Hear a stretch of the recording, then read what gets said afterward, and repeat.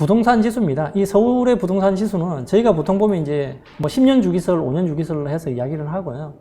부동산은 86년부터 지속적으로 서울의 부동산은 상승을 했습니다. 물론 상승기도 있었고 침체기도 있고 이렇게 거치면서 사이클을 그리면서 그렇지만 상승을 했습니다. 항상 우상향을 하죠.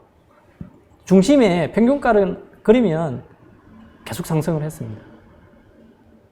근데 이렇게 상승했던 지수가 어느 날 하루아침에 이렇게 다시 그럴 경우는 거진 드뭅니다. 왜? 파동은 평균에서 움직이면서 그 파동 사이에서 움직이거든요. 그진 나라가 망하지 않는 이상은 이 상태를 그진 유지를 하면서 갈 겁니다. 서서히 움직이더라도 움직이면서 갑니다. 86년도부터 계속 그렇게 해왔지 않습니까? 그래서 여러분들 이 차트를 잘 보시고 분석을 잘 하셔야 됩니다. 그런 차트를 분석하는 게 2주차에 또박이님이 하는 빅데이터 데이터의 차트가 있습니다. 그거 잘 보시면서 공부하시면 엄청나게 많이 도움이 될 수 있습니다. 그리고 매매지수입니다. 부동산 매매지수가 아파트 매매지수죠. 서울에 86년부터 쭉 올랐지만 91년도부터 2001년도까지 한 10년 정도 정체를 했어요. 그 정체했기 때문에 다시 반등을 합니다. 그리고 2008년에서 2015년까지 한 7년 정도 정체를 했습니다. 그렇지만 꾸준히 우상향을 하죠. 이렇게 떨어지는 것들이 여러 가지 요인에서 우리나라 혼자만의 영향을 받을 수는 없어요. 세계적인 영향을 받아요. 경기의 영향도 받고 뭐 아시다시피 뭐 니먼 사태도 있었고 계속해서 영향을 받으면서 오릅니다. 그러다 보니까 떨어진 게 있기 때문에 또 점프를 하는 거죠. 우상향 하죠. 계속해서. 그 다음에 부산도 마찬가지입니다. 부산도 86년도부터 올랐다가 한번 12년이라는 세월 동안 급격하게 한번 떨어졌어요. 서울도 거진 50% 이상 떨어졌습니다. 그때는 다 떨어졌어요. 강남도 다 떨어졌고요. 그렇게 서울이 떨어지다 보니까 부산도 같이 떨어질 수밖에 없습니다. 그리고 뭐 잠깐 올라왔다가 뭐 또 2003년부터 2008년까지 또 떨어졌었죠. 그리고 또 반등을 하고 2012년부터 15년까지 이 시기에 3년 정체한 이 시기에 여러분 아시겠지만 미분양 속출했습니다. 정부에서 미분양 사면 정부가 세제 혜택도 주고 팔 때 양도소득세도 안 냈어요. 저도 그렇게 해서 그때 당시에 집을 마련했습니다. 그런 식으로. 그때는 뭣도 모르고 내 집이 있어야 된다는 생각하에 집을 했고요. 그리고 또 이사하면서 저는 이사를 하면서 내 집 마련을 하면서 태클을 했던 사람이기 때문에 잘 알고 있습니다. 그런 식으로. 이렇게 계속해서 부동산 시장 자체가 우상향을 하고 있습니다. 떨어질 때도 있지만 그 떨어진 만큼 다시 반등을 합니다. 시기는. 이거는 부산은 서울을 기준으로 따라갑니다. 그리고 부산을 기준으로 주변 도시가 따라가고요. 서울을 기준으로 경기, 수원 따라갑니다. 그래서 차트 분석을 잘 하시면 이 방향성, 그러니까 어느 방향에 어느 사이클로 어느 주변에 오를 거라는 걸 잘 분석하실 수 있을 겁니다. 그런 거를 데이터로 활용을 해서 잘 공부하실 수 있기를 바랍니다. 보통 보면 부동산은 재개발, 재건축, 그 다음에 분양권, 아파트, 또 뭐 아파트 갭 투자 이렇게 갑니다. 그런데 모든 부동산은 아시다시피 빅데이터를 기준으로 해서 찾아보시면 이게 아파트, 예를 들어서 아파트를 사셔가지고 아파트가 올라간다는 거는 아파트 건물이 올라가는 게 아닙니다, 절대. 재건축할 때 아파트도 있고 빌라도 있고 주택도 있을 겁니다. 주택이라는 그 자체가 올라가는 게 아닙니다. 주택, 빌라가 깔고 있는 지가가 올라가는 겁니다. 그 지가가 올라가는 걸 잘 생각하셔야 됩니다. 아파트는 사자마자 건물은 감가상각 되기 시작합니다.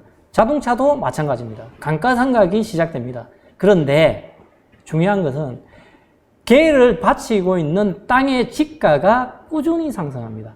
지가는 이때까지 한 번도 떨어진 적이 없습니다. 특히 저희가 뭐 종으로 따졌을 때 3종이라든지 준공업지역이라든지 상업지라든지 이런 부분은 지속적으로 상승을 합니다. 잘 아시다시피 지가가 많이 오르는 데는 보면 땅의 비율 자체가 상당히 좋은 땅을 갖고 있습니다. 예를 들면 서면, 상업지죠. 서면 주변에 있는 아파트들, 물론 뭐 중심가의 아파트는 없습니다만 지가로 봤을 때 엄청난 돈을 가지고 있는 아파트들입니다. 해운대 왜 오르겠습니까? 땅값이 올라요. 왜? 땅은 유니크합니다. 땅은 더 이상 한국에서 만들어낼 수가 없습니다. 그러다 보니까 지가는 꾸준히 상승할 수밖에 없는 조건을 가지고 있습니다. 그래서 아파트 가격이 지가를 기준으로 해서 상승을 합니다. 그렇다면 중심지는 오르겠죠, 지가가. 근데 저 산골에 있는 땅 잘 안 오르죠. 산에 있는 지가 오릅니까? 안 오릅니다. 그래서 판단을 하실 때 지가가 잘 오를 수 있는 위치를 잘 판단하시고 투자를 하셔야 됩니다. 이런 공부를 하셔야 됩니다. 그냥 아파트가 오른다? 아닙니다. 지가가 오를 수 있는 지역을 찾으셔야 됩니다. 지금 서울이든 모든 지역들이 부산이든 아파트 가격이 워낙 상승하고 나서부터요. 아파트가 비싸다 보니까 재개발, 재건축이 엄청나게 일어나고 있습니다. 왜 그렇겠습니까? 노후도가 많은 주택은 땅을 많이 깔고 앉아 있습니다. 그러다 보니까 그 땅의 지가가 상승하다 보니까 거기에 재개발을 하려고 뛰어드는 건설사들이 많아질 수밖에 없습니다. 왜? 돈이 되지 않습니까? 돈을 만들어낼 수 있는 구조가 있는 땅이 있지 않습니까? 그 땅 위에다가, 작은 땅 위에다가 층으로 올려버리면 건설사가 상당한 마진을 가져갈 수 있기 때문입니다. 그래서 지금 재개발, 재건축이 엄청나게 많이 지금 만들어지고 있고 구역이 지정되고 있습니다. 그런 거를 저희가 6주차 뚱땡이님이 재개발, 재건축 관련돼가지고 수업을 하실 겁니다. 그때 부산 내 주변에서 찾으시면 됩니다. 물론 전국을 다니셔가지고 다 하시면 정말 좋습니다. 발빠르게 하시면 정말 좋고요. 안 되면 투자가 조금 어려우신 분들은 소액으로 하실 수 있는 투자를 캠프 부동산과 함께 하시면 됩니다. 소액 투자가 얼마든지 하실 수 있기 때문에 그런 거를 같이 학습하시면서 공부도 하시고 투자도 하시고 또 수익도 얻으시고 그렇게 해 나가신다면 정말 좋은 투자가 될 겁니다. 많은 어플 사이트 중에 제가 이제 대표로 뭐냐면 지인하고 아실만 얘기할게요. 왜냐하면 오늘은 빅데이터 차트 관련된 거잖아요. 다른 어플 중에서 그나마 부동산 지인하고 아실이 차트라든지 빅데이터 관련된 이쪽 관련된 어플이에요. 그래서 제가 이 두 개를 갖다가 간단하게 설명을 드릴게요. 어플에 대해 설명을 드릴 건데 이제 부동산 지인이에요. 부동산 지인 어플인데 최근에 또 개편해가지고 좀 많이 바뀌었더라고요. 근데 큰 틀은 뭐 그대로예요. 보시면은 이거는 이제 어플이 아니고 그 홈페이지죠, 그죠? 어플에서도 되고 어플로도 가능하는데 저는 가능하면 핸드폰보다 어플로 직방도 그렇고 직방이란다. 아까 전에 아실도 그렇고 이런 걸 조금 틀리거든요. 또 저는 아이폰을 쓰니까 최근에 업데이트 되면서 됐는지 모르겠는데 이게 안 돼요. 지인이 아이폰에 좀 굉장히 잘 안 돼요. 그래서 컴퓨터에서 저는 주로 보고 해. 보면은 뭐가 있나 쭉 보니까 뭐 지역 분석, 지역을 갖다가 이렇게 분석해 주는구나. 그 다음에 아파트 분석, 아파트도 있네. 그 다음에 뭐 빅데이터 지도. 아까 전에 아까 전에 리본에서 빅데이터 지도가 있었죠, 그죠? 그것도 있네. 그 다음에 경제지도, 뭐 지인 빅데이터, 수요 공급 이런 게 등등이 있어요. 그래서 처음 하시는 분은 이게 굉장히 어려워요. 어플 중에서는 아마 이 어플이 아마 본인한테 제일 어려운 어플이지 않을까? 다른 건 좀 쉽게 돼 있어요. 그냥 가격 보고 뭐 보면 되는데 얘들은 차트 위주로 되다 보니까 뭐야 전부 다 그림 차트 위주로 돼 있어서 어려워요. 그래서 그냥 아까도 처음에도 계속 누누이 말씀드리지만 저런 게 있다 저렇게 보는구나라는 거 오늘 감만 잡고 가시면 충분히 오늘 성과를 내신다고 보기 때문에 하나하나 다 알려고는 하지 마세요. 저런 것도 있네 라는 것만 감만 잡고 가시게 하나씩 볼게요. 그래서 보면은 지역 분석에는 그 시장 지역 상황, 그 다음에 거래량, 그 다음에 수요 입주 미분양, 막 이런 게 막 있었죠, 그죠? 이런 걸 분석해 주는구나. 분석하고 있어요. 그 다음에 아파트 분석은 단지 분석 이렇게 아파트 가격, 단지 분석을 갖다가 아파트 비교 분석을 해줘요. 그 다음에 빅데이터 지도는 지도에 그런 시세라든지 그런 거래라든지 이런 것 갖다가 구현해줘요. 아파트 단지 분석도 해주고. 그 다음에 경제 지도는 또 있는데 이거는 또 소상공인, 이렇게 국민연금, 소득에 관련된 걸 갖다가 지도로 또 빅데이터로 이렇게 보여주고요. 그 다음에 이제 뭐, 진 빅데이터는 여기에 있는 하고 좀 중복되는 부분이에요. 조금 더 중요한 부분을 세부적으로 빼놓은 자료. 그게 보면은 막 탑10 거래량, 미분양, 전입 전출, 인구, 이런 상세 빅데이터들을 갖다가 추가로 제공합니다. 그 다음에 또 여기 빼놓은 게 수요 공급. 여기에도 수요 공급이 있거든요. 있죠. 빅데이터에도 수요 공급이 다 있어요. 근데 그만큼 중요하니까 또 빼가지고 좀 상세하게 이렇게 수요, 입주, 수요 공급이죠. 이제 그걸 갖다가 상세하게 보여줍니다. 하나씩 간단히 보면은, 처음부터 머리 아파 차트가 나왔어. 그죠? 이게 뭐야? 짝대기 주주거가, 그죠? 그냥 이제 우리가 부동산 공부를 하면은 꾸준히 볼 거예요. 쉽게 보고 꾸준히 항상 봐야 되는 자료고요. 그래서 그냥 아파트 가격이 열심히 올라가고 있구나, 매매 가격이. 빨간색은 전세 가격이 열심히 올라가고 있구나. 아까도 그랬죠. 그 시장 상황에 따라서 올라갔다가 내려갔다가 올라갔다가 내려갔다가 계속 우상향을 한다. 가격은. 이제 그쪽 딱 그래요. 지금 부산 멀티 차트라고 부산 가격 변동이에요. 옛날부터 지금 이제 2023년도까지 2020년까지 가격 변동인데 후 올라갔다가 후 빠졌다가 최근에 후 날아가고 있다. 전세가도 같이 조금씩 올라가고 있네. 근데 전세하고 매매하고 가격이거든요. 지수인데 여기가 좀 벌어져 있구나. 매매 가격이에요. 좀 벌어져 있구나. 이렇게 그냥 보시면 돼요, 쉽게. 그럼 또 크게 지렁이가 지키자는 것들 있죠. 이것도 뭐야? 어렵게 보시면은 굉장히 어렵고요. 이걸 갖다 그냥, 이거는 어떤 정형화된 게 아니에요. 이거는 이제 부동산 지인 사이트 대표님이 제가 만든 것 같은데, 제가 물어봐도 안 가르쳐 주시더라고요. 근데 차트를 계속 하다 보면 이게 뭔지는 알아요. 느낌으로 알아요. 이게 뭘로 이 차트가 만들어지는지는 알거든요. 그래서 보면은 그냥 단순히 가격이 오르기 전에 야가 먼저 움직인다. 그죠? 그래 보시면 돼요. 선행지표다. 가격이 올라가기 전에 쭉 떨어지다가 선행지표다. 야가 먼저 꺾고 올린다. 라고 그냥 그렇게 단순하게 생각하시면 돼요. 근데 단 100% 맞지는 않아요.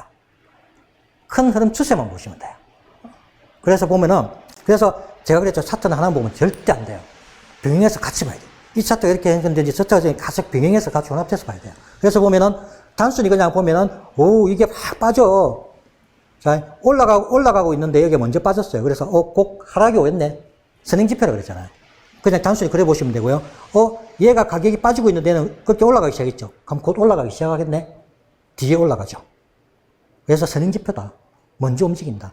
그러니까 이게 선행지표가 있어요. 뭐냐면은 거래량을 본다든지 미분양 수치를 본다든지 그런 게 있어요. 그런 걸 총합해가지고 아마 이걸 만들 거예요.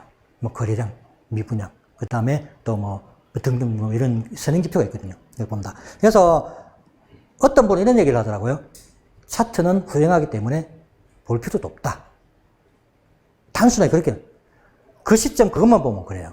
근데 제가 그랬잖아요. 이걸 갖다가 가격이 올라서 더 오를 거 이거 알 수가 없어요. 항상 과거와 미래는 계속 혼돈해서 왔다 갔다 움직여요. 똑같이 반복이 돼요. 그렇기 때문에 과거를 알아야지 과거의 시장 흐름. 어떨 때는 부동산 정책을 두드려도 안 오를 때, 어떨 때는 두드리고 확 빠질 때가 있어요. 그게 이제 다른 많은 요인들을 같이 봐야 되겠죠. 그래서 그런 과거의 현상들을 같이 보면서 이걸 차트를 같이 봐야 돼요. 그래서 절대 하나만 보면 안 되지만은 이렇게 이제 그래서 저는 그런 추세, 선행지표, 물 공급이 빠진다, 거래량이 증가한다. 그래서 조금 상승할 여력이 조금 더 있다. 이렇게 보셔요. 올라간다가 아니고죠. 이제 그런 식으로 보시면 돼요. 그래서 요거는 가격이랑 선행지표라고 이런 게 있구나. 진에서 이런 것도 미리 알려주네? 이런 거 느끼면 아시면 되고요. 이거는 이제 거래량. 사고 팔고. 이제 빅데이터 시대가 됐잖아요. 그러면 나는 이제 결심을 하는 거지. 내가 만약 과거로 돌아가면 두 번 다시, 이 매도의 실수를 또 안 해야 되겠다. 물론 또 다른 그게 있었지만, 그래서 이제 우리는 부동산이라는 거는, 가상 투자가 좀 약해요. 왜냐면 내가 지금 가상 투자를 했잖아요. 이게 언제 결론이 나냐면 2년 뒤, 4년 뒤, 5년 뒤 이렇게 나온단 말이에요. 그러면 내가 지쳐버려요. 그래서 가장 빨리 안목을 키울 수 있는 방법이 과거로 돌아가는 거예요. 과거로 돌아가서 내가 만약에 과거에서 현재까지 같은 법칙이 있다면 그거를 이제 현재 활용하면 되잖아요. 그래서 제가 이제 툭 던졌지. 그 우리 스터디 분들한테. 만약에 2013년, 14년으로 돌아가면 어디 살 거예요? 뭐, 당연히 서울이라겠죠.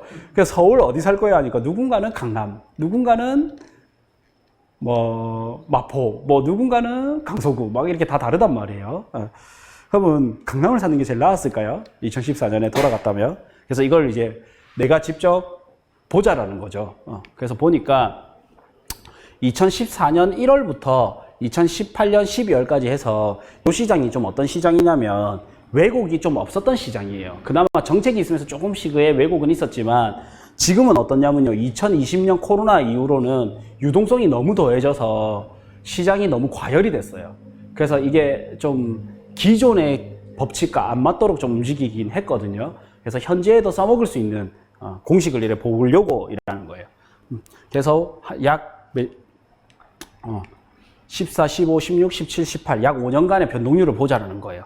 그래서 보니까, 요때 이제 서울 전체 가격이 어떻게 움직였냐, 이렇게 보는 거고, 그래서 보니까 이제 서울에서 가장 1급지라고 부르는 강남 3구 있죠. 강남, 서초, 송파가 이때 당시로는 80에서 90% 올랐어요, 가격이. 그리고 강남이 오르면 마용성이, 한강변이 오른다 해서 마용성이라 부르죠. 그래서 마용성이 7, 80% 오르고 그 위가 이제 서대문구, 중구, 동대문구 해가지고 60% 오르고 그 다음이 거의 50%대 이렇게 올라가요. 그래서 오를 때는 서울뿐만 아니라 다른 지역도 마찬가지인데 가장 상급지가 가장 먼저 많이 오르고 그 다음 이 순서를 따라가게 돼 있어요. 이것만 알아도 투자가 훨씬 쉬워지죠. 이렇게 딱 법칙이 있어요.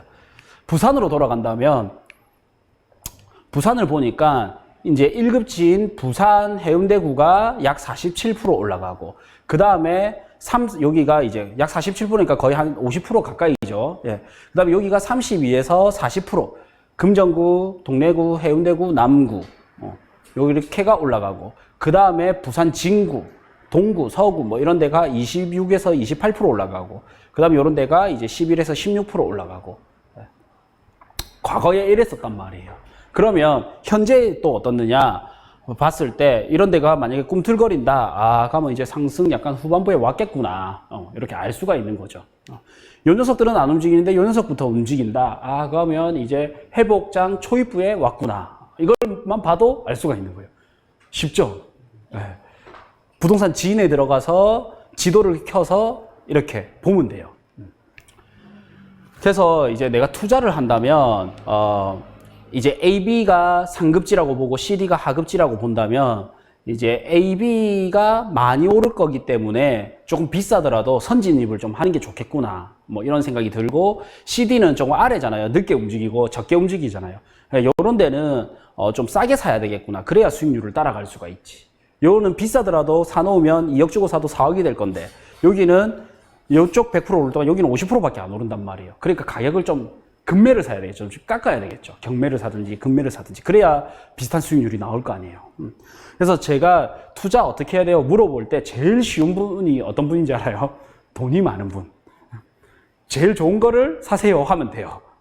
그게 그냥 나오는 게 아니라 저는 돈이 없는 상태에서 투자를 시작했거든요. 그러니까 어떻게든 요런 데를 사서 요렇게 올라가야 된단 말이에요. 하급지를 사서 상급지로 올라가야 돼요. 그러는 과정에 잘못 맞추니까 물리는 거예요.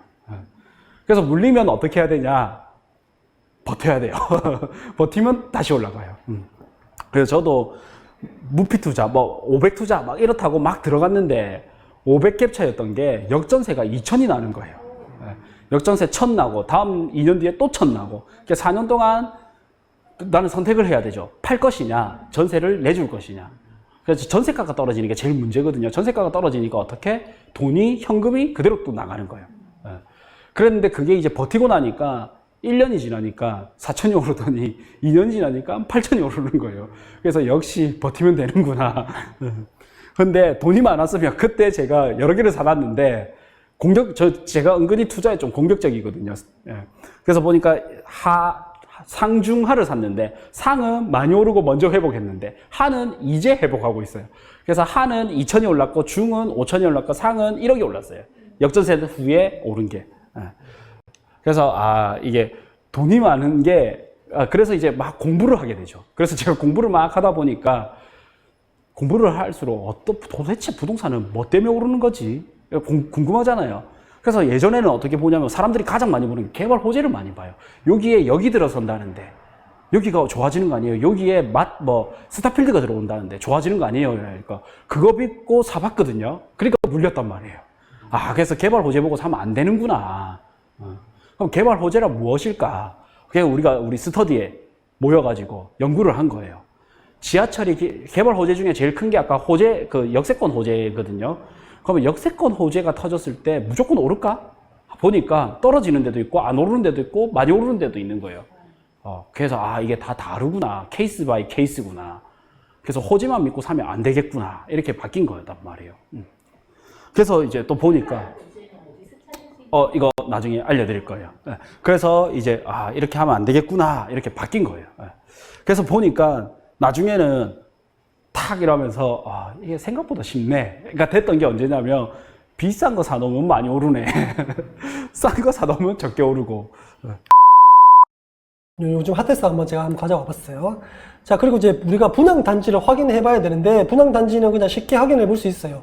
여기 청약 홈에 가보시면 뭐 오늘의 청약의 일정이 또 나와 있고, 여기 청약 캘린더도 나와 있거든요. 이런 것들을 보면 그 청약 단지를 한눈에 확인할 수 있고, 그 중에서 제가 지금 최근에 분양했던 분양 홈페이지를 하나 가져왔어요.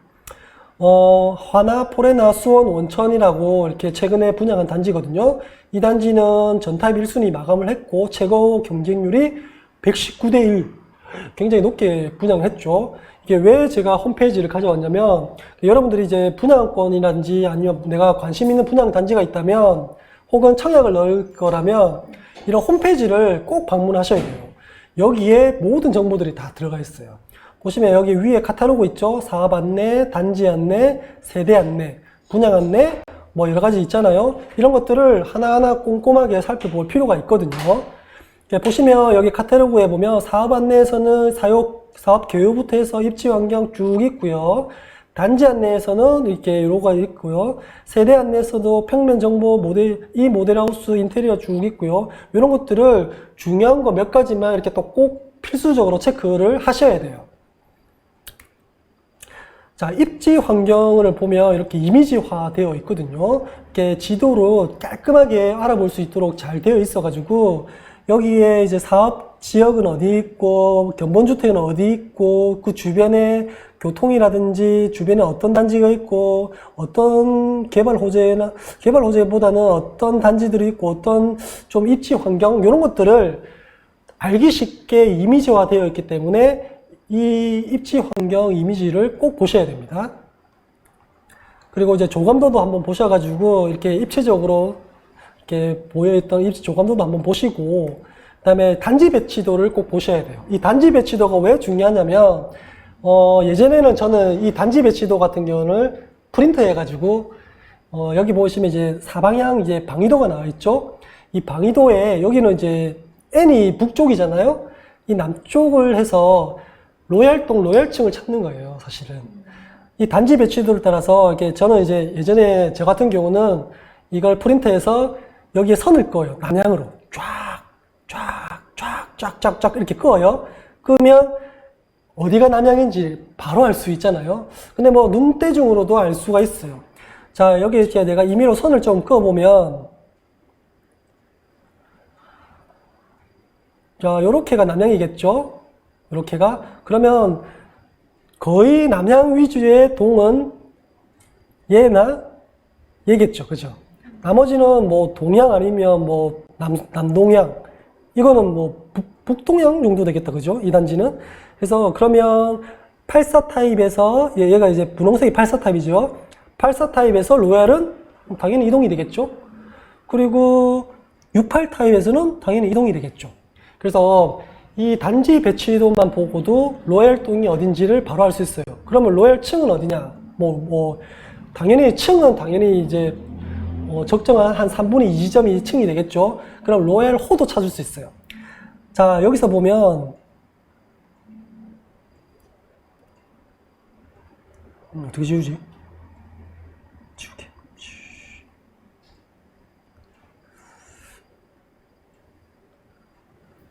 자, 여기서 보면 뭐 1호 라인, 2호 라인, 3호 라인, 4호 이렇게 있겠죠. 그럼 이 라인은 사실 여기에 좀 너무 이렇게 좀 가까이 있다 보니까 사생활 침해가 될 수 있잖아요.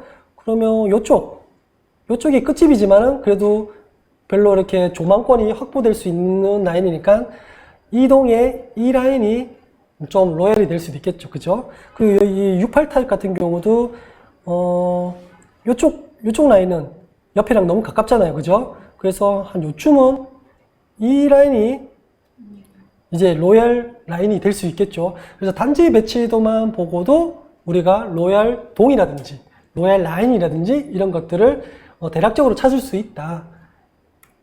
자, 여기에 볼게요. 한 번 더 볼게요. 자, 이거는 창원에 있는 작년에 분양한 창원 오령 마린 애시양이라는 단지입니다. 이게 한 4,400세대 정도 분양을 했나? 그렇고요. 단지 배치도를 보니까 이렇게 엄청나게 많죠. 4,000세대가 넘다 보니까 단지가 굉장히 많아요. 이렇게. 그럼 여기서 로얄 동은 어디냐? 자, 방위도를 먼저 볼게요. 일단은 방위도를 보니까 여기가 이렇게 돼 있죠. 요렇게가 남향이에요. 그럼 요렇게가 남향이 되는 거예요. 요렇게가 다 남향이에요. 요렇게야. 그죠?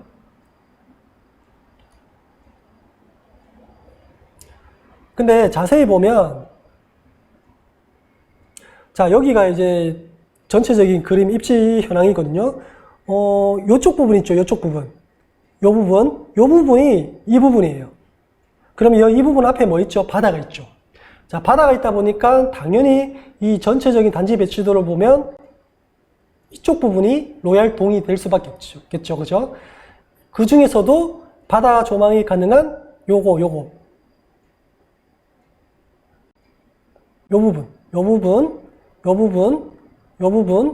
부분이 이제 로얄동이 되겠죠. 그죠? 자, 그러면 이것만 있나? 자, 이 단지의 특징이 뭐냐면 중앙광장이 굉장히 넓어요. 여기 보시는 것 같이. 자, 여기 보시면 중앙광장이 있죠, 이렇게? 여기 중앙광장이 굉장히 커요. 이 단지 배치도만 보면 이렇게 감이 안 오겠지만은 실제로 이 4,000세대가 넘는 중앙광장이 얼마나 넓겠어요. 그죠? 그러니까 자세히 보면 지금 이 단지가 있어요. 이 단지가. 요 단지 있죠. 요 단지를 보면 남향이 요렇게 돼 있잖아요. 요렇게 돼 있는데 이 단지는 요렇게 보잖아요. 그러면 이건 뭐야? 남동향도 아니고 북동향이에요. 북동향. 이 단지가 북동향으로 뽑혔어요. 우리 북동향 사시겠습니까? 북동향 북쪽 잘 안 살죠, 그죠? 근데 왜 이 단지가 북동향을 뽑았냐? 여기에 중앙공원, 중앙광장뷰가 보이거든요. 어떻게 보이냐? 이렇게 보입니다, 이렇게. 이걸 충분히 로얄동이라고 부를 수 있겠죠. 여기는 이제 이렇게 바다가 굳이 안 보이더라도, 물론 고층이면 요 사이 조망에 바다도 보이겠죠. 이 사이 조망에 바다도 보이겠지만은 저층이라도 이 중앙광장의 그 좀 아름다운 계절을 느낄 수 있는 저층도 느낄 수 있겠죠. 그래서 이 동은 저층부터 고층까지 굉장히 선호하는 동이었어요. 이런 뷰 때문에. 그래서 이렇게 단지 배치도만 봐도 우리가 로얄동, 이거 찾을 수 있는 거죠. 선호하는 동 찾을 수 있습니다. 자, 그리고 이제 동호수 배치도를 봐야 되는데, 동호수 배치도는 지금 이 단지는 한 157세대밖에 안 되기 때문에 뭐 조합원 물량이 없어요. 그냥 일반 분양밖에 없는데, 지금 이런 단지, 이거는 이제 작년에 분양한 이제 부산에 있는 거제 2구역인 거제 레이 카운티거든요. 잘 보시면 세대수가 굉장히 많죠. 이것도 한 4,000세대 넘어요. 4,000세대가 넘는데, 1단지부터 5단지까지 있어요. 여기가 이제 여기가 1단지, 여기가 2단지, 여기가 3단지, 여기가 4단지, 여기가 5단지 이렇게 돼 있어요. 자, 그러면 이것만 보면 우리가 어느 단지가 좀 선호 단지지 잘 모르잖아요. 우리 여기에 대한 이제 지역적인 정보가 없을 때. 근데 이 동호수 배치도만 딱 봐도 어느 단지가 좋은 단지구나 알 수 있어요. 자, 여기 보이시죠? 여기 파란 거. 파란 게 1단지예요. 이 파란 테두리. 이 파란 테두리가 1단지고 빨간 테두리가 2단지예요. 그리고 여기 주황 색깔이 3단지예요. 그 다음에 여기 잘 안 보이시겠지만 요 초록 색깔인가? 여기 4단지예요. 이렇게. 그 다음에 여기 5단지고. 색깔이 있는 것은 타입을 얘기하거든요. 그러니까 타입별로 이렇게 달라요. 이런 것도 이런 거, 색깔이 있는 거, 이런 거, 색깔이 있는 거 타입이거든요. 자, 근데 색깔이 없는 요 흰색 있죠. 이런 거. 자, 이런 거. 자, 이런 거. 색깔 없는 거 있죠. 이런 것들은 조합원 물량이에요. 이 자체가 재개발이 되다 보니까 분양했을 때 당첨자인 사람 말고 원래 조합원이 자격을 가진 조합원들의 분양 동호수가 이 색깔이 없는 이 단지거든요. 이런 것들. 자, 그러면 실제로 조합원들이 제일 많이 가져간 단지는 어떤 단지 같아요? 이렇게 딱 보니까 이 빨간색 같죠, 그죠? 이 빨간색 단지죠. 그만큼 조합원들이 이 단지가 굉장히 인기가 많으니까 조합원들이 이렇게 다 가져갔어요. 이렇게.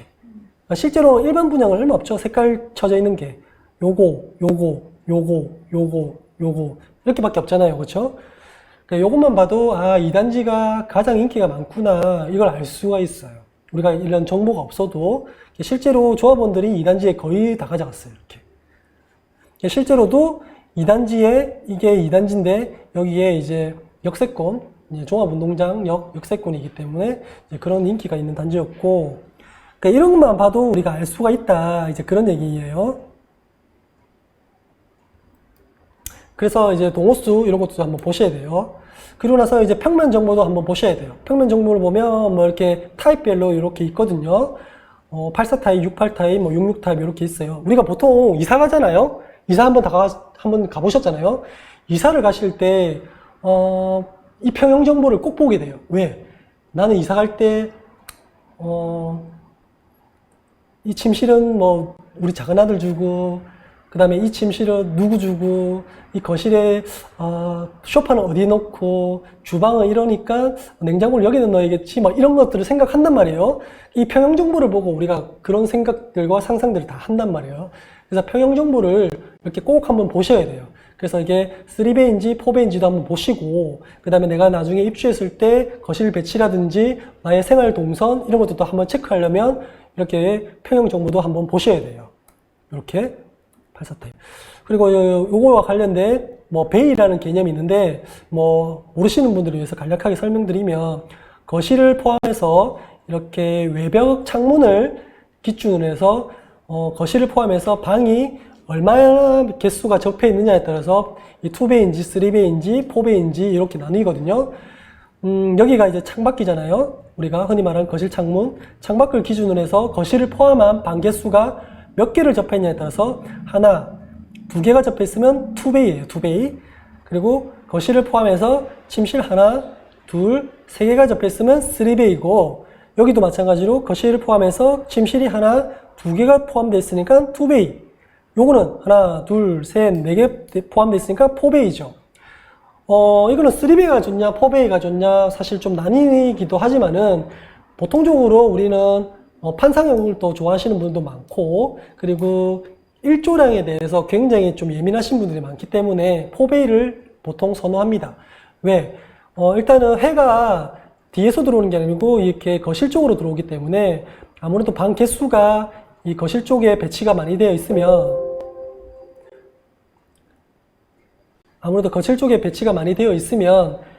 전 방과 포함해서 거실에 이제 햇빛이 많이 들어오잖아요. 그래서 4배를 많이 선호하게 되고, 3배 같은 경우는 이 침실 같은 경우는 햇빛을 많이 받는 양이 적겠죠. 그래서 4배를 좀 선호하는 편이에요. 반면에 우리가 면적을 사용하더라도 직사각형보다 쓰리베이 같은 정사각형이 면적 활용도가 굉장히 높아요. 그래서 면적 활용도를 좀 높이고 싶다 이러면 그런 사람들 3B를 또 원하기도 하거든요. 예, 그런 장단점이 있다는 거 좀 알아두시면 좋을 것 같아요. 자, 이번에 챕터 4는 뭐냐면 사업 단계에 대해서 알아볼 거예요. 근데 사업 단계가 되게 어려운데 이거를 외워야 될까요? 아니면 솔직히 사업 단계 모르면 투자 못 할까요? 그건 아닌 것 같아요. 예, 모른다고 투자 안 하고 투자 못 하고 이런 건 아니고요. 그냥 좀 알아두면 전체 큰 그림이 보이니까, 남들 안 보이는 게 보이니까, 그런 데서 이제 간발의 생각의 차이를 조금 더 할 수 있는 거죠.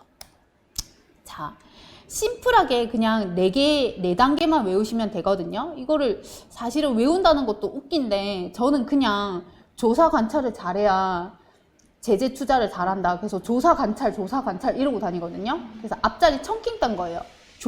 조합 설립. 사업 시행인가? 관리 처분 계획인가? 그 다음에 찰은 사실은 착이에요. 착공. 그래서 조사 관찰 잘하자, 조사에서 관찰 잘하자, 이렇게 보시면 돼요. 자, 조합 설립일 때 아까 책 나온다고 말씀드렸죠? 책자 보셔야 되고요. 사업 시행인가 줄여서 사시라고 부를 거예요. 사시 났다. 사시가 나면 뭘 하죠? 감정평가를 하죠. 그리고 조합원 분양이 시작이 되는 거예요. 관리처분계획인가 요거를 줄여서 관처라고 할 건데요. 관처가 나면 이주하고 착공을 하는 게 특징이고, 관처일 때 중요한 책 한 권이 또 나오죠. 관리처분계획 책자가 또 나오죠. 그 책자를 내가 이 지역에 투자가 안 들어가더라도 요 지역의 책자를 혹여나 얻을 수 있다면 그 책자를 한번 꼼꼼히 한번 읽어보세요. 눈이 띄어요. 좀 보시면. 그죠? 자, 요거는 심플 4단계고, 이제 복잡 4단계 한번 볼게요. 자, 부산시 그 추진 절차 주거미 그 도시환경 정비 기본 계획에서 따온 자료인데요. 자, 첫 번째 사타를 합니다. 사전 타당성 검토라고 사타를 하는데요. 이게 원래는 없던 거예요. 원래는 탑다운 방식으로 지자체가 정비구역을, 예정구역을 딱 정해줘요. 여기 예정할 거야. 정비구역 할 거야. 라고. 근데 그 절차가 없어졌고요. 주민들이 여기 보면 토지 등 소유자 60% 이상 동의하여 군수 또는 구청장에게 신청하고, 그걸 신청하면 지정 조건이 충족되는지를 판별을 해서 부산시장한테 넘어간다 돼 있잖아요. 그래서 버튼업 방식으로 바뀐 거죠. 밑에서 위로 4타단계. 그리고 재건축은 재개발이랑 다르게 뭐 하나 더 한댔죠? 안전진단. 그래서 예안진 한다, 안전진단 한다. 안전진단 통과하면 현수막 걸리죠. D등급 이러면서. 그놈의 현수막만 붙이면 또 호가가 올라요. 그쵸? 자, 그 다음에 무사히 이런 모든 그 지정 요건이 다 충족됐다라고 하면 드디어 정비구역이 지정이 됩니다. 요까지만 오는데도 진짜 한 3년 정도는 좋게 걸리는 것 같아요. 정비구역이 지정이 되고 나면 이제 현재의 세법으로는 세법이 확 올라가죠. 자, 정비구역은 지정이 됐는데요. 그 소유자들이 너무 많으니까, 인원수가 많으니까 그 사람들이 싹 다 와가지고 목소리를 내면 시끄럽잖아요. 회의가 안 되잖아요. 그래서 대표단을 뽑아요. 그 대표단이 이름이 추진위원회예요. 근데 이 추진위원회는 정식으로 법인 그 등록을 한 단체가 아니고 그냥 임시적인 단체인 거예요. 추진위원회가 막 활동을 하다가 그 조합의 단체들이 꾸려지고, 이 조합이 법인 등록을 해서 그 인가를 받으면 정식 단체로 이렇게 대표단으로 나서게 되고, 기존에 있었던 추진위원회는 모든 자료를 조합한테 넘기고 자기들은 스스로 해산을 하면서 위임을 합니다. 그러면 조합 대표단들이 딱 꾸려졌잖아요. 그럼 솔직히 이 사람들이 구색을 맞춰야 돼요. 그러니까 책자를 발간하는 거죠. 이 책자를 얻으시라는 거죠. 그렇죠? 그리고 이 사람들이 또 구색을 일을 하긴 해야 되잖아요. 대표단들이. 이 사람들이 또 무슨 일을 하느냐 하면 시공사를 선정을 해요. 앞전에 그 조합 설립되기 전에 약간 임시단체 있죠. 추진위원회. 이 사람들도 일을 해야 되는데, 이 사람들이 이제 정비업체를 선정하고 이제 조합한테 딱 넘겨주는 거거든요. 그러면 공을 딱 패스받은 조합은 2가지 일을 하는 거죠. 책자 발간하고 시공사 선정하고 요까지. 됐죠? 자, 그렇게 딱 하고 나면 감정평가, 이제 사업시행인가로 이제 넘어갑니다. 사업시행인가로 넘어가면 중요한 게 뭐 있죠? 감정평가가 이루어져요. 감정평가 금액이 나와야 이놈의 가격이 얼마인지, 그럼 나는 얼마를 더 주고 사야지 남는 장사인지 이제 계산이 정확하게 되는 거죠. 그래서 우리는 감정평가를 굉장히 기다리고, 그게 뭐가 나야지 난다고요? 사시가 나야지 감정평가가 이루어지는 거예요. 그럼 요게 감정평가 나왔다 하면 이제 조합원들이 분양을 신청을 해요. 그러면 요때쯤 되면 사실은 투자가 들어가기 조금 부담스러워요. 그리고 나서 관처가 나잖아요. 관리처분계획책자 요때 이제 발간이 되잖아요. 이때도 이제 사업이 웬만큼 진행이 됐잖아요. 봐봐요. 그 위원회도 할 일 했죠. 조합도 할 일 했죠. 그 다음에 사업시행계획인가까지 냈잖아요. 그럼 이제 관리처분 요때도 이제 뭔가 구색을 하나 맞춰야 되니까 책자를 딱 발간을 하는 거예요. 그죠? 그럼 요 책자에는 모든 정보들이 다 있는 거고, 정보가 투명하다. 근데 수익성이 낮다. 그래서 관처돼서 들어가시는 사람은 잘 없죠. 그리고 요때쯤 요때 착공하고 막 이렇게 입주하고 요때쯤 들어갈 때는 사실은 재개발, 재건축, 입주권 투자가 아니고요. 분양권 투자죠. 이때 들어가는 거는. 그쵸? 그래서 관리처분 계획인가 나면 이주 철거하고 착공하고 이때 일반 분양이 이루어지는데요. 여기 보세요. 관리처분 계획 책자가 있잖아요. 책자에도 분명 여기 일반 분양가 얼마 할 거야 라고 분명히 적혀 있어요. 근데 이거는 계획이에요. 계획을 세워놨다가 시간이 흘러서 일반 분양을 실제로 해요. 그럼 이때 요 계획 세워놓은 것과 실제로 실시하는 사이에 시간 간격이 또 벌어졌겠죠. 그러면 분양가는 또 올랐다는 거죠. 그리고 이 오른 가격의 차이가 클수록 조합원들은 땡큐예요. 왜냐하면 계획은 만약에 100만 원에 계획을 했으나 시가가 올라가고 150에 물건을 팔아먹을 수 있으면 50만큼 자기는 꽁돈을 먹고 들어가는 거죠. 그래서 조합원들은 땡큐죠. 그만큼 돈을 번 격이 되는 거니까. 그죠? 자, 다음 단계. 그 버텀업 방식이 됐던 게 사전 타당성이고요. 사전 타당성은 세부 단계가 요러한데 읽어보니까 별거 없었어요. 뭐 그냥 이렇게 하는갑다. 요거 안 읽는다고 해서 투자를 못하고 뭘 하나 놓치고 그런 건 전혀 없어요. 그냥 눈으로만 보시면 되고요. 기억해 두실 게 요새는 사전 타당성 단계에서 아예 초기 재개발, 재건축 투자를 아예 들어가요. 이때 되면 원래 피가 거의 없었거든요. 근데 요새는 부산시 웬만한 거 잡으면 2억짜리도 없어요, 피가. 2억, 3억, 이게 기본인 거예요, 진짜. 근데 걔네가 리스크가 좀 제거가 된 단계냐? 또 그렇지도 않아요. 정말 초기 단계인데도 피가 너무너무 빨리 형성이 돼 있는 게 그게 바로 사전 타당성 제도가 생기면서 그랬던 것 같아요. 자, 재개발 지정 단계. 자, 아까 전에 사전 타당성 한다고 했잖아요. 거기에는 여러 가지 명목들이 있는데 그 기준들에 부합을 해서 70점 이상이 되어야지만 그 고비를 넘겨야지만 지정 고시가 되는 거고, 만약에 70점을 못 넘겼다?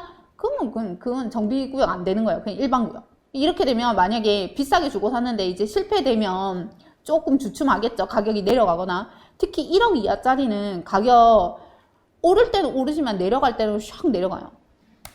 그렇죠? 자, 그러면 점수 계산 어느 거는 하는지 한번 볼게요. 주민 동의 원래 60% 받아오기로 했잖아요. 60% 못 받아왔다 하면 이건 불가능한 거예요. 그 다음에 60에서 75냐, 75에서 90이냐, 이것마다 차등 점수를 다 매기고요.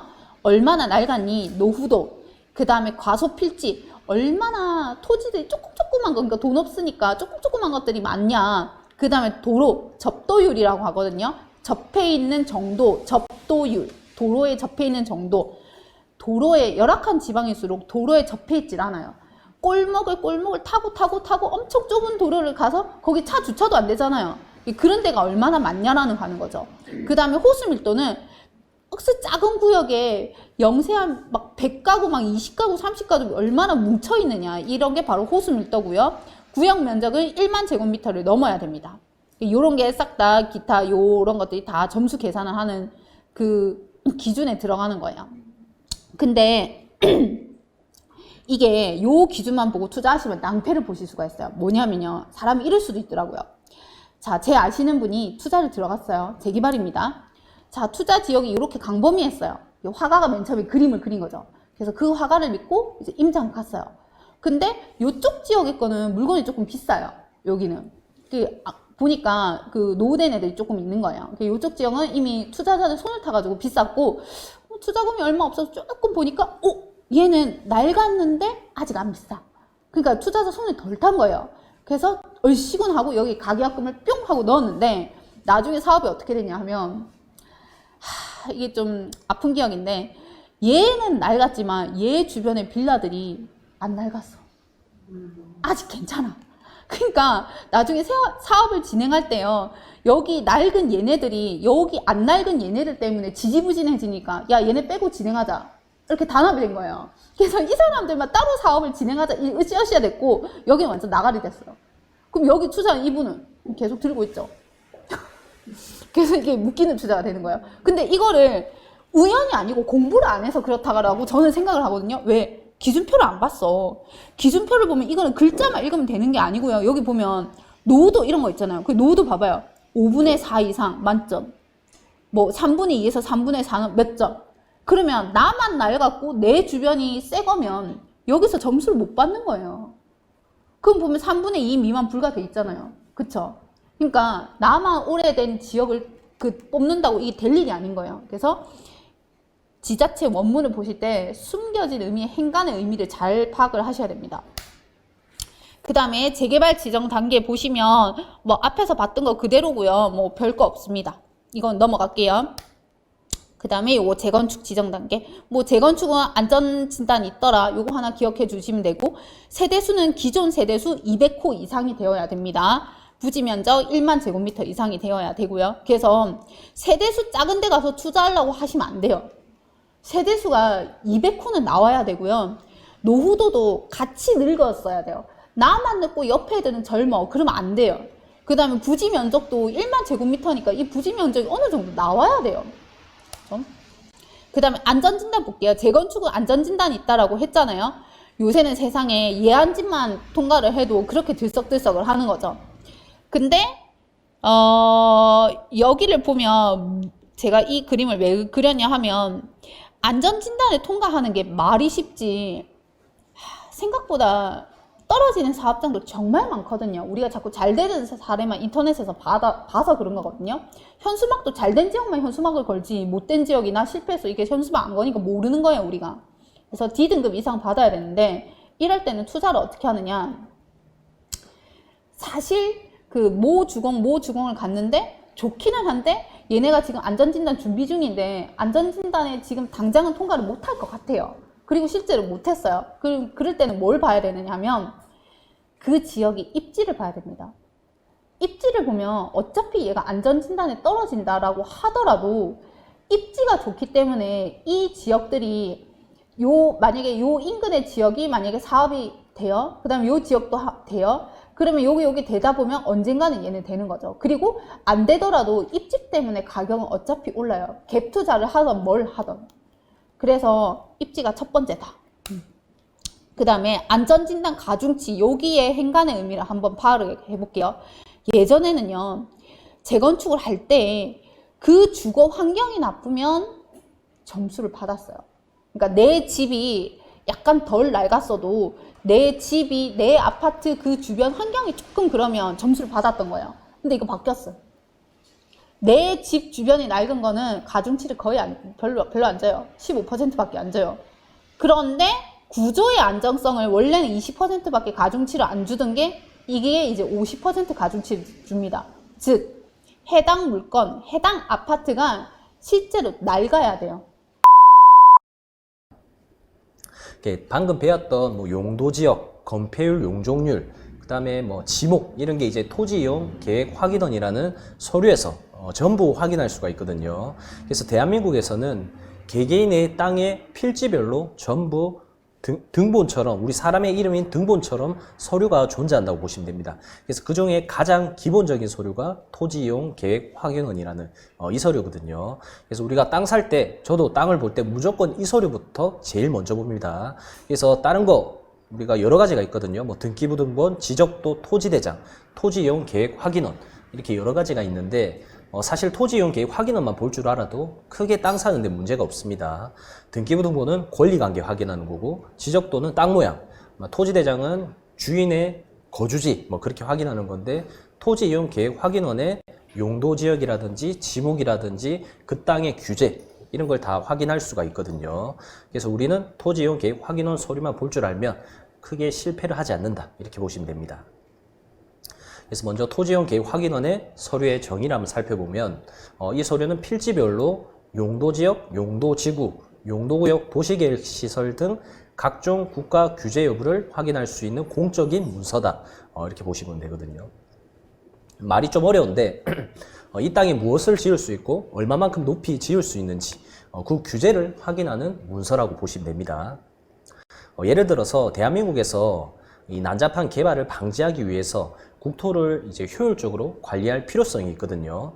그래서 이제 국토를 효율적으로 관리하기 위해서 국토계획법이라고 상위층, 최상위층 계획이 있습니다. 그 밑에 보면 광역도시계획과 도시기본계획, 도시관리계획 이렇게 구분이 되거든요. 그래서 뭐 부산시는 부산광역시잖아요. 그래서 광역도시기본계획, 뭐 전주시다, 뭐 그런 거는 도시기본계획, 뭐 부안군 이런 거는 도시관리계획으로 이렇게 구분을 해 놓았습니다. 그래서 그 밑에 하위 규제가 용도지역, 용도지구, 용도구역 이렇게 해서 행위를 제한한다고 보시면 됩니다. 이 행위 제한이 무슨 말이냐면 그냥 이 땅에 그냥 건축을 몇 층까지 지을 수 있고 어떠한 건물을 지을 수 있는지 이런 규제를 그냥 확인하는 거라 보시면 돼요. 그래서 이러한 공적인 서류를 확인하는 서류가 토지이용 계획 확인원입니다. 그래서 이처럼 토지이용 계획 확인원은 모든 무료로 서류를 열람을 할 수가 있거든요. 그래서 방법을 알려드리면 먼저 네이버에서 토지이음이라고 검색을 합니다. 그래서 과거에는 토지이용 계획 확인원이라는 명칭이었습니다. 그런데 최근에 토지이음으로 바뀌었거든요. 그래서 검색을 하면 이렇게 아래에 들어갈 수 있는 사이트가 나옵니다. 그래서 여기에 내가 사고자 하는 땅의 주소를 입력하시면 돼요. 그래서 입력하면 이와 같은 서류가 나오거든요.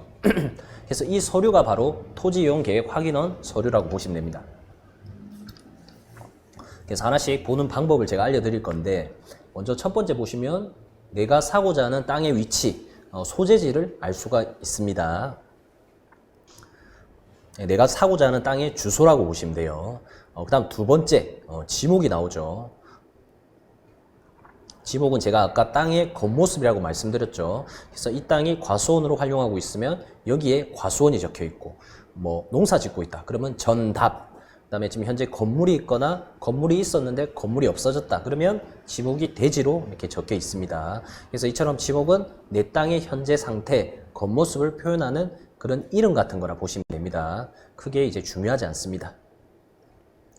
다음 세 번째로 보시면 실제 대지의 면적을 표시해 놓았습니다. 면적은 제곱미터로 표시가 되어 있거든요. 그래서 우리가 제곱미터를 평수로 환산하려고 하면 0.3025를 곱하면 돼요. 그래서 총 이 땅은 358제곱미터에 0.3025 곱하면 108평의 땅으로 되어 있다 보시면 됩니다. 그 다음 네 번째가 이제 개별 공시지가거든요. 그래서 개별 공시지가는 국세나 지방세, 세금을 산정하는 데 활용되기 때문에 이 또한 크게 중요하지 않다고 보시면 돼요. 그래서 국가에서 매년 1월 1일 가격을 이제 땅의 가격을 공시하게 되는데 이게 이제 개별 공시지가의 기준이 됩니다. 요것도 그냥 뭐 땅값이랑은 전혀 관련이 없기 때문에 참고만 하시면 될 것 같고요. 그다음 제일 중요한 게 이 다섯 번째입니다. 여기가 이제 용도지역, 용도지구, 이 땅에 대한 규제사항을 확인할 수 있는 표시라고 보시면 되거든요. 그래서 이게 제일 중요하다 보시면 돼요. 그래서 그림 보면 도시지역, 2종 일반 주거지역, 대로 3류, 폭 25m에서 30m 미만 이렇게 적혀 있죠. 그래서 이 땅은 도시지역이고 2종 일반 주거지역이다. 아까 2종 일반 주거지역에 지을 수 있는 건축물 그런 거는 법제처 사이트 가면 다 나옵니다. 그래서 뭐 근린상가라든지 뭐 웬만한 건 다 지을 수 있어요. 아파트라든지. 그래서 2종 주거지에는 건축 건폐율도 60%, 용적률도 뭐 200%, 250% 다 이제 다양하기 때문에 그런 규제 사항을 알려주는 그런 내용입니다. 그리고 이제 대로 3류 이거는 내 땅이 폭 25m에서 30m 도로에 접해 있다 그런 내용이거든요. 그래서 이게 바로 용도 지역이라 보시면 돼요, 서류에서. 그래서 이걸 제일 먼저 보셔야 됩니다. 그래서 저는 이제 소재지 보고 몇 평인가 보고 지목은 안 봅니다. 이 용도 지역을 먼저 봐요. 여기에 이제 농림 지역이 적혀 있다. 그러면 아예 그냥 바로 패스. 근데 1종 일반 주거지, 2종 일반 주거지, 상업지다. 그러면 이제 통과해가지고 그때부터 땅을 보기 시작하거든요. 그래서 여기에는 건물을 몇 층까지 지을 수 있는지 행위 제한을 알 수 있다 이렇게 보시면 되고요. 그 다음에 그 밑에는 하위 규제 사항입니다. 어떻게 보면 이제 건축물에 대한 제한 사항이라 보시면 돼요. 그래서 이 가축 사육 제한 구역 적혀 있죠. 이 땅에는 가축을 사육하지 마라. 그런 내용이거든요. 가축을 키울 수 없다. 그런 내용이고, 그 다음에 이제 상대 보호구역이 있습니다. 상대 보호구역은 이것도 다 이제 공부를 하셔야 되는데, 상대 보호구역은 200m 앞, 200m 떨어진 곳에 학교가 있으니까, 유흥시설이나 뭐 단란주점이나, 이런 유해시설들을 짓지 마라. 뭐 그런 내용이거든요. 할 수 없다. 그런 법률적인 부분이라 보시면 돼요. 그래서 이런 거 잘 모를 때는 하나씩 인터넷으로 검색을 해보시던지, 법제처 사이트 들어가서 하나씩 타이핑해서 검색을 해보시던지, 정 귀찮다. 그러면 이게 지금 전라북도 부안군의 땅이잖아요. 그럼 부안군청에 전화하셔가지고 이 토지 관련된 상담을 하게 되면 이 땅의 규제사항을 전부 다 알려줍니다. 바쁠 때 빼고는 전화로도 다 확인이 가능하니까 전화를 많이 하는 습관도 저는 굉장히 좋은 것 같습니다. 다음 이제 6번째 체크해야 될 게 확인 도면이거든요. 그래서 여기는 토지의 지적 경계, 그 다음에 도면에 표시한 토지의 지적 경계를 도면에 표시한 도면이라 보시면 돼요. 그래서 도로와 땅 모양, 그 다음에 넓이를 측정하고 주변의 이제 땅 모양 형태들을 확인할 수가 있습니다. 이게 다예요. 굉장히 간단하죠. 그래서 이처럼 서류를 좀 정확하게 알고 이렇게 분석해 보셔야 되고, 이 서류는 그냥 직접 공짜로 뗄 수가 있거든요. 그래서 돈이 드는 게 아니기 때문에 무조건 핸드폰이나 PC로 내가 지나가는 뭐 그런 땅이 있다, 주소 입력해보고 계속 규제를 검색해보고 공부하다 보면 습득에 의해서 자연스럽게 알게 되게 돼요, 나중에는요. 그래서 뭐 전화해서 문의하는 습관을 가지든지 검색을 좀 잘하는 습관을 가지셔가지고 이런 서류를 계속 보시면서 공부를 한번 해보시길 바랍니다.